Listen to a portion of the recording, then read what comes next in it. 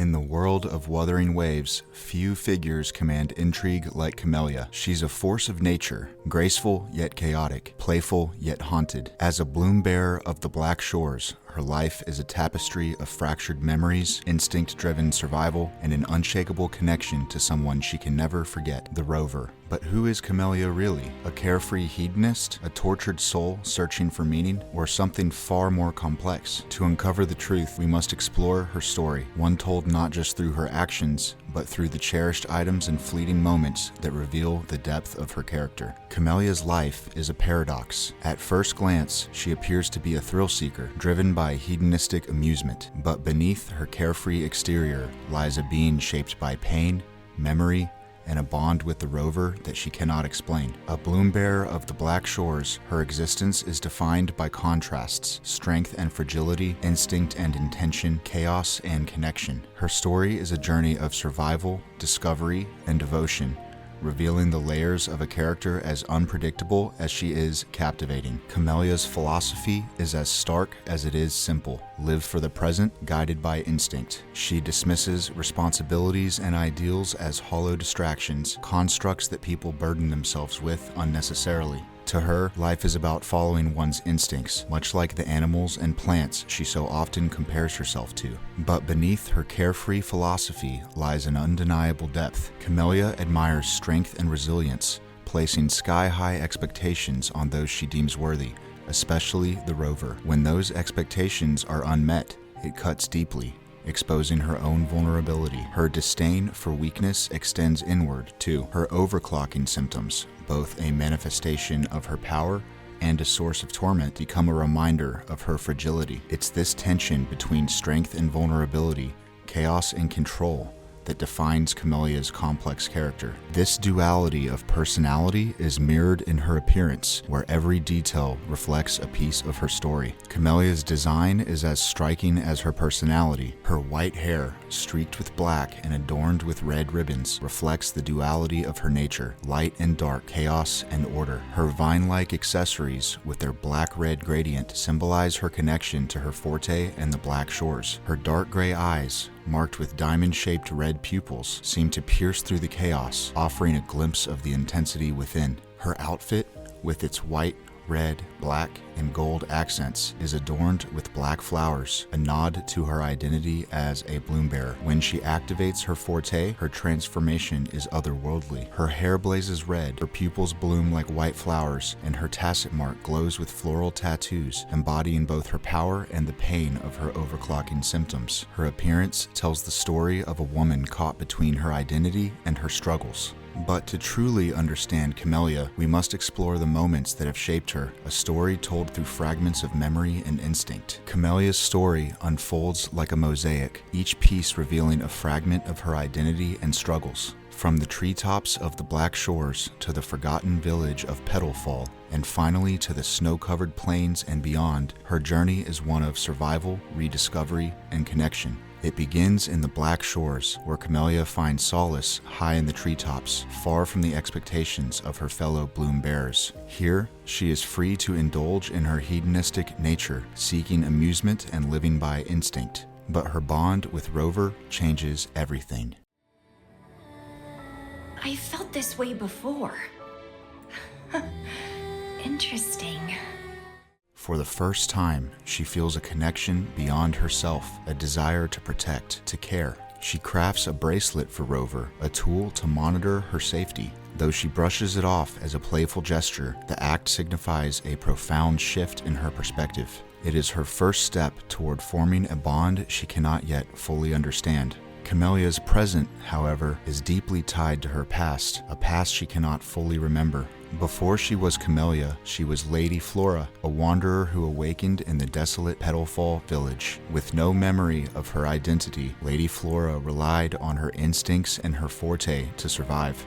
The village, long abandoned, served as both her refuge and her reminder of her own fragility. It was in Petalfall village that her protective instincts first emerged. Though she dismissed the villagers as weak, she saved them from imminent danger, an act that foreshadowed the bond she would later share with Rover. But this survival came at a cost. Her overclocking symptoms began to manifest, fracturing her identity and anchoring her to the chaos of the present. Lady Flora's transformation into Camellya was not just a rebirth, it was a surrender to instinct, a choice to live for the moment while burying the pain of the past. Years later, in the frozen wilderness of Solaris, Camellya's bond with Rover deepens. The harsh cold mirrors the internal battles she fights every day against her symptoms, her fragmented memories, and the fear of losing control. Despite her disdain for the cold, she braves the elements to stay by Rover's side, her playful nature tempered by a sense of responsibility she rarely allows herself to feel. On this mission, danger takes on a new dimension. For Camellya, danger is usually a source of excitement, a way to stave off boredom. But with Rover, it becomes something far more personal. She suppresses her usual reckless impulses, focused instead on ensuring Rover's safety. Yet, her fear of her own instability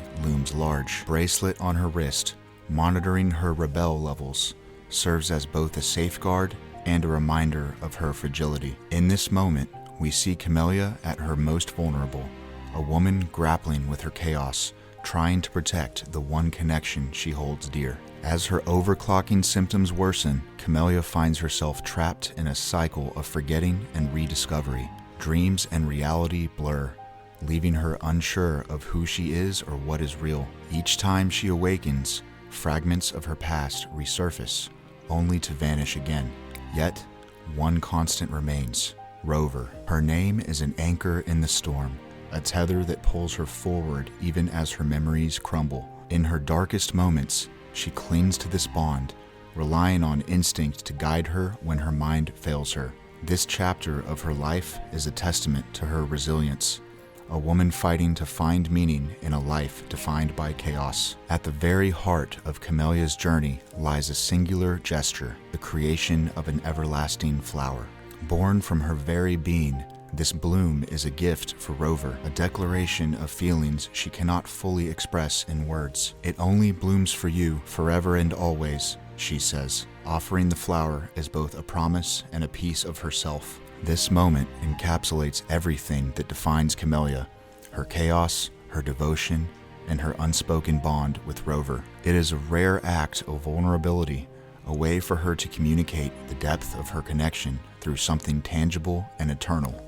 In creating this flower, Camellya transcends the chaos of her existence, if only for a fleeting moment, to offer something pure. Camellya's story isn't just told through her actions, but also through the items she holds closest. These cherished possessions reveal her unspoken feelings, her struggles, and her bond with Rover. Among these items is a wooden doll, intricately carved from the roots of her forte. Shaped in Rover's likeness, the doll represents her obsessive connection to her. Before their reunion in Jinzhou, Camellya struggled to perfect the doll, frustrated by her inability to capture her essence. But when it was finally complete, she laughed, remarking, "Just as adorable as I imagined." The doll symbolizes her journey of patience, longing, and finally seeing her vision come to life. The frequency bracelet, designed at her insistence, serves both practical and sentimental purposes. Modeled after a cherished gift from the past, the bracelet mirrors her desire to stay tethered to what matters. Equipped with features to monitor locations and frequencies, it's more than a tool. It's an anchor in a chaotic world. For Camellya, the bracelet is a quiet reminder of her connection to Rover, a bond that grounds her amidst the chaos of her fractured existence. Finally, there is the everlasting flower, perhaps the most personal of all her cherished items. Created from her very being, the flower is a gift for Rover, a piece of herself she offers as a declaration of devotion. It only blooms for you, forever and always, she says, allowing the flower to speak the emotions she cannot fully articulate. The flower embodies Camellya's complexity, her chaos, her vulnerability, and the purity of her bond with Rover. These cherished items aren't just objects, they are pieces of Camellya's soul, symbols of her struggles and the profound connections she has forged along the way. Through these cherished items and the stories they represent, Camellya's fragmented memories are brought into focus, offering a deeper understanding of her as a character. Camellya's story is a one of contrasts, chaos and control, instinct and intention, strength and vulnerability. Through the stories of her life, her cherished items, her bond with Rover, and her journey across Solaris, she becomes a character who defies expectations and embodies the beauty of imperfection. Her tale reminds us that even in the most fragmented lives, there is meaning to be found, a connection that ties us to something greater.